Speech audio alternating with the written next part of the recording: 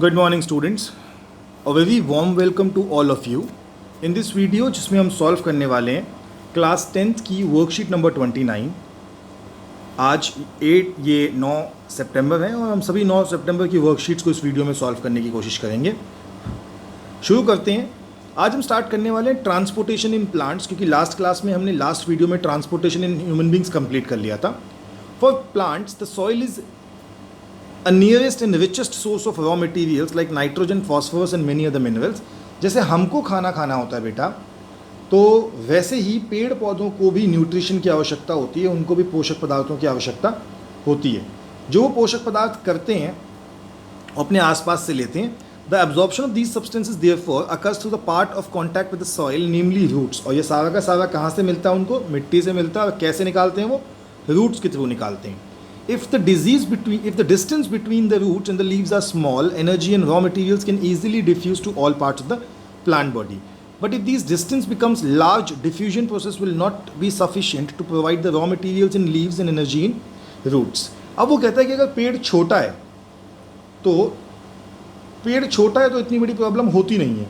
इतनी बड़ी प्रॉब्लम नहीं होती, इसका क्या मतलब है कि पेड़ छोटा है तो आसानी से चीज़ें नीचे से ऊपर और ऊपर से और ऊपर जा सकती हैं। लेकिन अगर पेड़ बहुत बड़ा है तो बड़े पेड़ होने की कंडीशन में ये चीज़ें इतनी आसानी से ट्रांसपोर्ट नहीं होती हैं।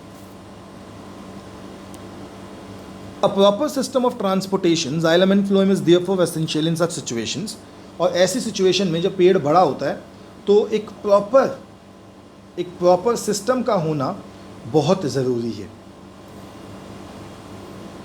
Plants do not move and plant bodies have a large proportion of dead cells in many tissues.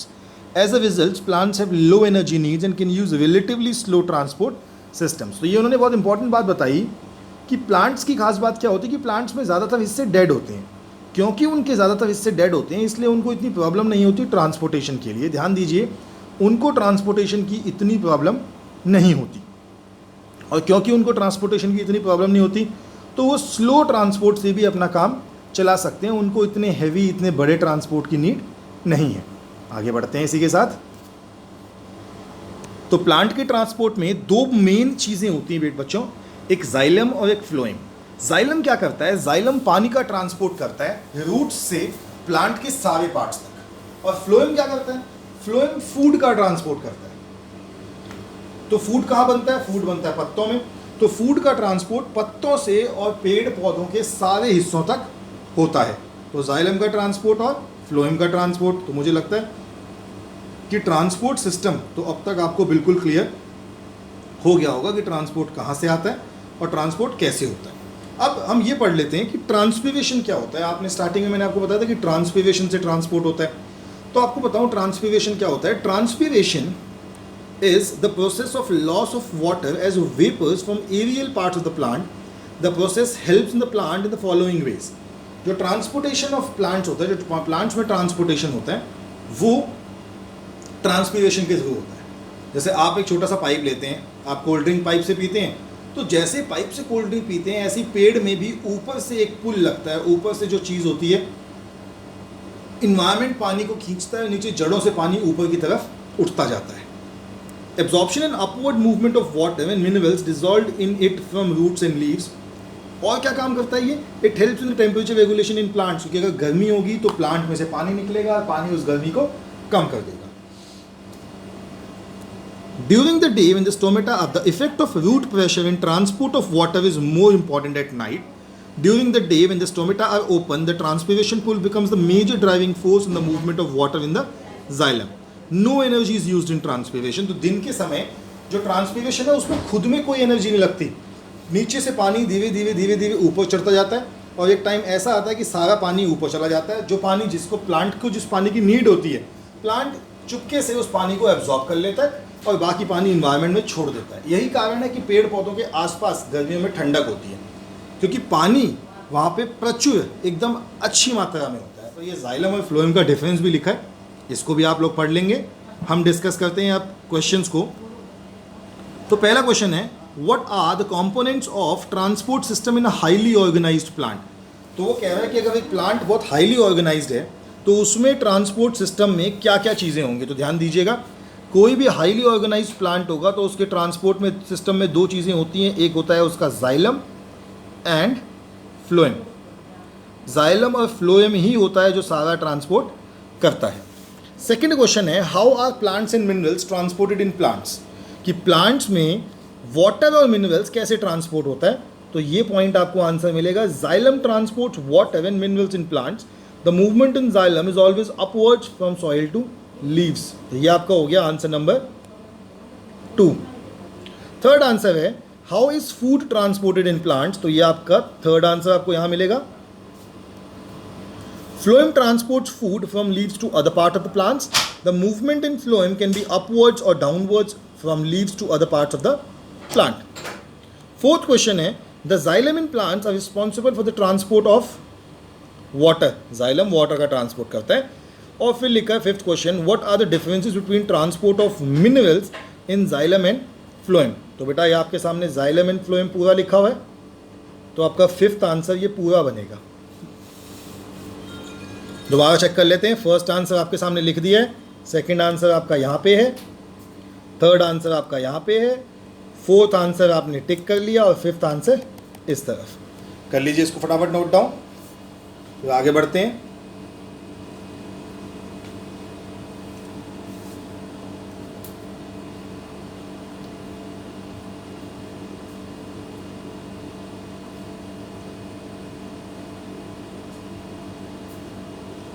तो बच्चों बढ़े अब आगे मैथ्स की वर्कशीट की तरफ। चलिए आगे बढ़ते हैं, मैथ्स की वर्कशीट की तरफ बढ़ते हैं और देखते हैं आज की मैथ्स की वर्कशीट में क्या आया है।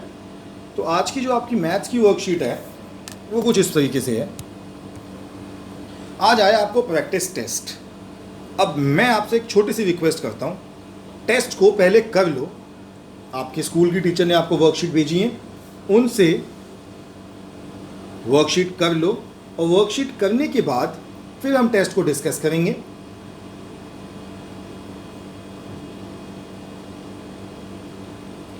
चलिए फर्स्ट क्वेश्चन चेक करते हैं अब।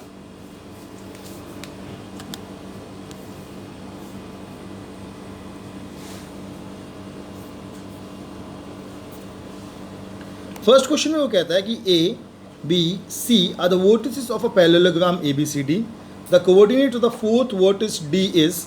तो हम कहते हैं भाई ए बी सी दे रखा है, डायग्राम मैंने बना लिया आपके सामने, ए बी सी और डी को मान लिया x2 y2।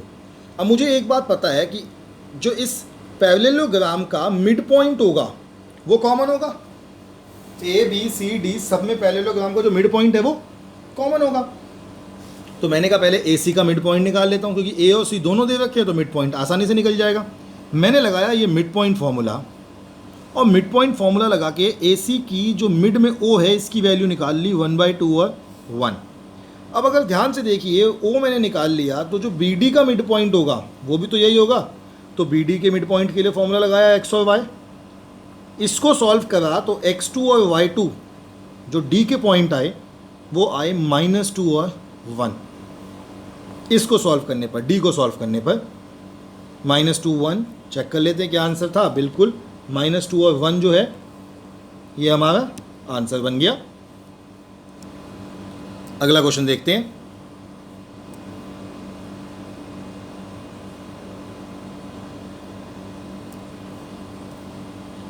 तो सेकंड क्वेश्चन में हमें बोला है the points P Q T R the vertices of equilateral isosceles scalene और नो ट्राइंगल।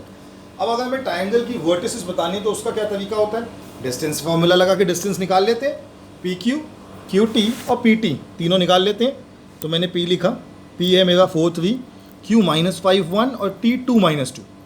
डिस्टेंस फॉर्मूला लगा के पहले पी क्यू निकाला जो कि आया √97। फिर डिस्टेंस फॉर्मूला लगा के क्यू टी निकाला जो कि आया √50। फिर डिस्टेंस फॉर्मूला लगा के पी टी निकाला जो कि आया √29। अगर ध्यान से देखें तो पी क्यू, क्यू टी और पी टी कोई भी सेम नहीं है, तो इसका मतलब ये कैसा ट्राइंगल है, स्केलीन ट्राइंगल। चेक करते हैं क्या स्केलीन का ऑप्शन था। जी बिल्कुल, ये रहा स्केलीन का ऑप्शन, ये हमारा करेक्ट ऑप्शन हो गया। देख लेते हैं एक बार सॉल्यूशन आपने क्या किए।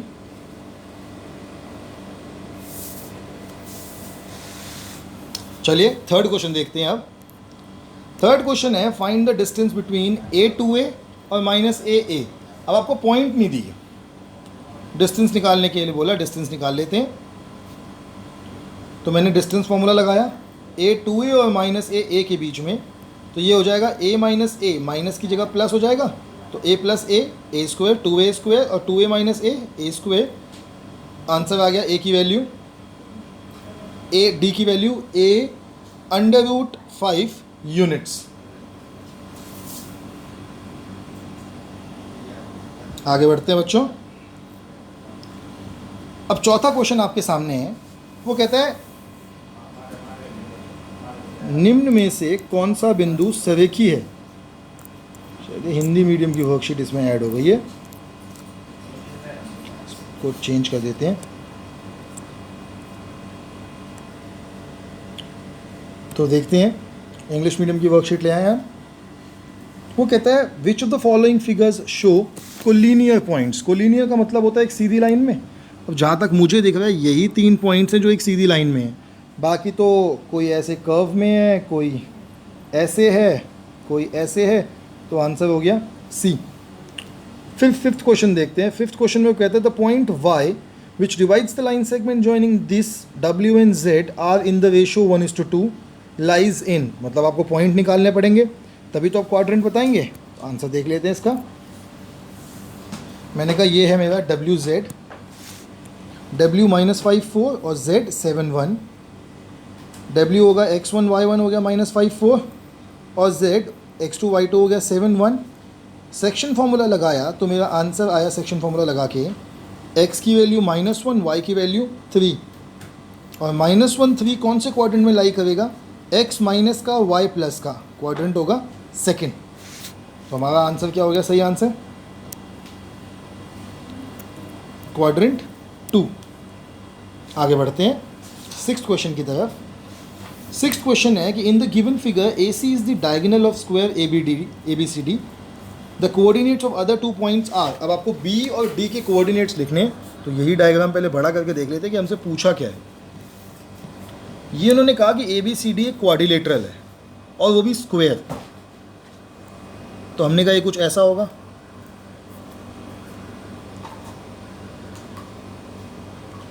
इसको मान लेते हैं बी, तो ये हो जाएगा 4 4 क्योंकि इसमें x की वैल्यू भी 4 है और y भी 4 है, और ये हो जाएगा d 0 0, d पे सब 0।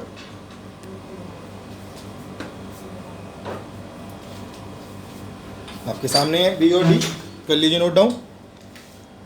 फिर 7th क्वेश्चन देखते हैं। Find the relation between x and y so that the point xy is equidistant from the points -4 -4 and -2 4। तो अब हमें इसको सॉल्व करना है 7th क्वेश्चन को। तो 7th क्वेश्चन को सॉल्व करने का बहुत सिंपल तरीका है। तो देखिए एक पॉइंट को मैंने मान लिया a, एक को मान लिया b और इक्विडिस्टेंट पॉइंट को मान लिया o। उसके कोऑर्डिनेट्स हो गए x y। डिस्टेंस फार्मूला लगाया AO is equals to BO और पूरे डिस्टेंस फार्मूले को सॉल्व करने के बाद जैसे यहाँ पे x स्क्वायर से x स्क्वायर कैंसिल हो जाएगा, y स्क्वायर से y स्क्वायर कैंसिल हो जाएगा। लास्ट में मेरे पास बचा 12 + 4x + 16y। x और y को यहीं छोड़ा और बिना x y वाले नंबर को वहाँ ले गया, तो एक इक्वेशन बन गई 4x + 16y इक्वल्स टू -12, जो मेरा होगा इस क्वेश्चन का सोल्यूशन। तो आप चेक कर लीजिए, अगर आपके आंसर भी मेरे आंसर से मैच करते हैं तो इसका मतलब आपके आंसर सही हैं। अगर कोई गलत हैं तो देखिए कहाँ गलती करी है, उसको ठीक करिए। चलिए बच्चों आगे बढ़ते हैं फिर अगली वर्कशीट की तरफ, जो कि है हिंदी की। और आज हम फिर पढ़ेंगे राम लक्ष्मण परशुराम संवाद। ये एक ऐसा संवाद है मुझे लग रहा है जो ख़त्म ही नहीं होगा। पिछली कई वर्कशीट से हम इसी संवाद को पढ़ रहे हैं, तो आज फिर दोबारा देखते हैं संवाद में क्या लिखा है। तो लक्ष्मण ने परशुराम से कहा कि आप कितने शील स्वभाव वाले हैं, इस बात सारा संसार जानता है। माता पिता के ऋण से तो आप अच्छी तरह मुक्त हो गए, लेकिन गुरु के इस ऋण बाकी रह जाने से आपके मन में बड़ी चिंता थी। आपने उस ऋण को हमारे माथे मढ़ दिया। दिन भी बहुत हो गए हैं, इसलिए इस ऋण का ब्याज भी काफ़ी बढ़ गया होगा। अब आप किसी हिसाब किताब लगाने वाले को बुला लीजिए, जितना ऋण निकलेगा मैं तुरंत थैले में भर के थैली खोलकर चुका दूंगा। लक्ष्मण के इस कटु व्यंग्य वचन को सुनकर परशुराम ने अपना फरसा संभाल लिया और वे लक्ष्मण पर प्रहार करने को उद्यत हो गए। यह देख सारी सभा हाहाकार करने लगी। इतने पर भी लक्ष्मण चुप नहीं हुए, बोले, हे भृगुवंशी, आप मुझे फरसा दिखाकर डराना चाहते हैं? अरे क्षत्रियों के शत्रु, आप ब्राह्मण हैं, इसलिए मैं आपसे युद्ध करने से बच रहा हूँ। आपका अभी तक युद्ध से अच्छे योद्धाओं से पाला नहीं पड़ा, आप घर में ही वीर बने हुए हैं। लक्ष्मण को अभद्र वचन कहते सुनकर सभी लोग उनके व्यवहार की निंदा करने लगे। तब राम ने नेत्रों के संकेत से लक्ष्मण को अधिक बोलने से मना किया। परशुराम की क्रोध रूपी अग्नि को लक्ष्मण के उत्तर आहुति के समान भड़का रहे थे। तब क्रोधाग्नि बढ़ते देखकर राम ने जल समान शीतल वचन बोलकर परशुराम के क्रोध को शांत करने का प्रयास किया। देखिए प्रश्न देख लेते हैं। पहला प्रश्न है कि जनक दरबार में बैठी सभा हाय हाय क्यों करने लगी? तो बेटा हाय हाय करने का रीज़न ये था, उनका कारण ये था कि लक्ष्मण के इन कटु व्यंग्य वचनों को सुनकर परशुराम ने अपना फरसा संभाल लिया। यह लक्ष्मण पर प्रभाव करने को उद्यत हो गए, यह देख सारी सभा हाहाकार करने लगी। ये पहला प्रश्न का उत्तर है। दूसरा है कि राम लक्ष्मण परशुराम संवाद में 3 पात्र राम लक्ष्मण और परशुराम के स्वभाव की एक विशेषता लिखी है। तो राम के स्वभाव की विशेषता क्या है कि वो शांत थे। आप देखो पूरे संवाद में राम ने बहुत कम चीज़ें बोली, सिर्फ ज़रूरी चीज़ें। लक्ष्मण अधीर थे, मतलब हर चीज़ में जल्दी करने की उनकी आदत थी। और परशुराम क्रोधित थे, वो हर चीज़ में गुस्से में ही रहते थे। भाव स्पष्ट करना है। लखन उतरे आहुति सरिस भृगुपुर कोप कुसान। तो ये है आपका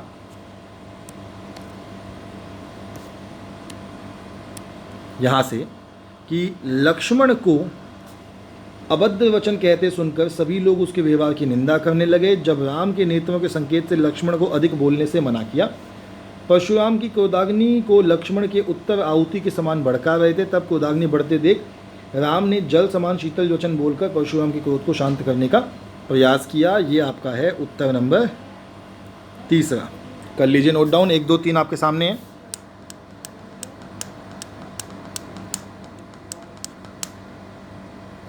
चलिए आगे देखिए, आगे बढ़ते हैं चौथे प्रश्न की तरफ। तो चौथा प्रश्न है कि साहस और शक्ति के साथ विनम्रता हो तो बेहतर।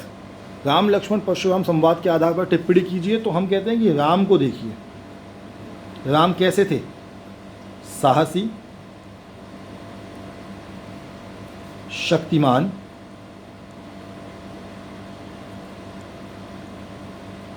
एवं शांत।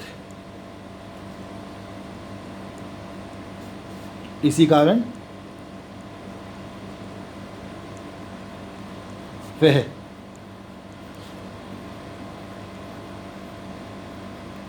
पुरुषों में उत्तम थी।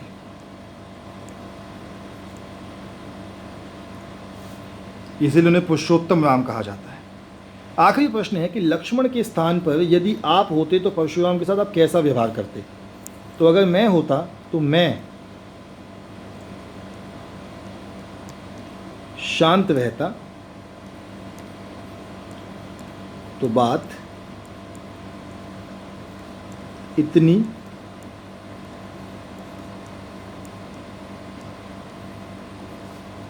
बढ़ती ही नहीं। अगर वो शांत रहते तो बात इतनी बढ़ती ही नहीं। चलिए बच्चों, उत्तर सभी आपके सामने है। आपसे कल मुलाकात होगी कल की वर्कशीट्स के साथ। तब तक के लिए stay healthy and stay safe.